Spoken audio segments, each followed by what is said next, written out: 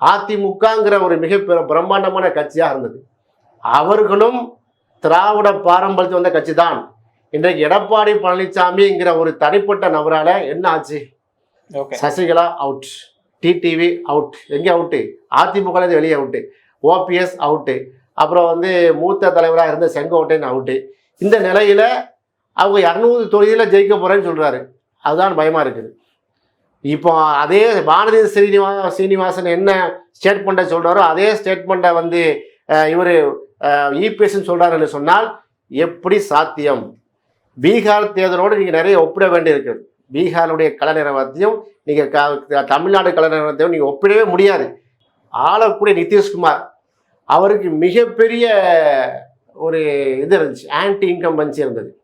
நிதிஷ்குமார் வரவே மாட்டார் அப்படிலாம் வந்து சொன்னாங்க. நிதிஷ்குமார் எப்படி வந்திருக்காருன்னா இவிஎம் மிஷின் மூலமாக, முறைகேடு மூலமாக வந்திருக்கிறார். அப்போ என்னதான் வந்து நீங்கள் வந்து ஆளுங்கட்சியை வந்து எதிர்த்து சொன்னாலும் ஆளுங்கட்சி தான் திரும்பி வந்திருக்கிறது எங்கள் பீகாரில் அப்படின்னு நீங்கள் கம்பேரிசன் ஒத்துக்குருவாங்களா? அந்த கம்பேர் பண்ணக்கூடாது. இருந்தாலும் அந்த பாகத்துக்காக சொல்கிறேன். வானதி சீனிவாசன் வந்து இதே இம்பாக்டை ஏற்படுத்தும் என்று சொன்னால் இப்போ ஆளக்கூடிய கட்சி தமிழ்நாட்டில் யாரு? திமுக. மீண்டும் திமுக வரும் சொல்றாராமோ?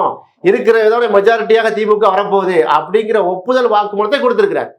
அப்படிதான் நாம பார்க்க வேண்டியிருக்கு. அப்ப இருக்கக்கூடிய அதிமுக என்ன, எதிர்கட்சியா இருந்த அதிமுக 65 தொகுதியில வெற்றி பெற்றது. இப்போ ஒண்ணுமில்லாம போக போறாங்க அப்படிங்கிறத சூசகமாக சொல்லியிருக்கிறார். எடப்பாடியார் வந்து வானதி சீனிவாச அக்கா சொன்னதை கொஞ்சம் டீகோட் பண்ணி கரெக்டா புரிஞ்சுக்கிறீங்க, இனியாவது சுதாரிப்பா இருங்க என்பதை அண்ணன் இபிஎஸ்க்கு ஒரு தகவலா பதிவு. இதுல